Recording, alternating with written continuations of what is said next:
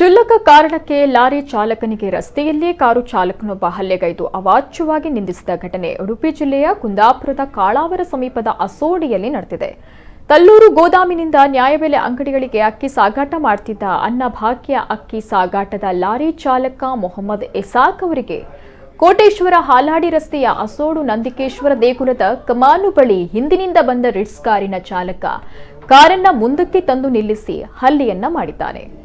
Car ಚಾಲಕ ಕಾರಿನಿಂದ ಇಳಿದು ಹೋಗಿ ಲಾರಿ ಚಾಲಕನಿಗೆ ಹೊಡೆಯುವ ವಿಡಿಯೋ ಸಾಮಾಜಿಕ ಜಾಲತಾಣಗಳಲ್ಲಿ ವೈರಲ್ ಆಗಿದೆ. ಇನ್ನು ಕಾರು ಚಾಲಕನ ನಡೆಗೆ ವ್ಯಾಪಕ ಆಕ್ರೋಶ ಕೂಡ ವ್ಯಕ್ತವಾಗ್ತಿದೆ. ಕಾರು ಚಾಲಕನ ವಿರುದ್ಧ ಇಸಾಕ್ ನೀಡಿದ ದೂರಿನಂತೆ ಕುಂದಾಪುರ ಗ್ರಾಮಾಂತರ ಠಾಣೆಯಲ್ಲಿ ಪ್ರಕರಣ ದಾಖಲಾಗಿದೆ.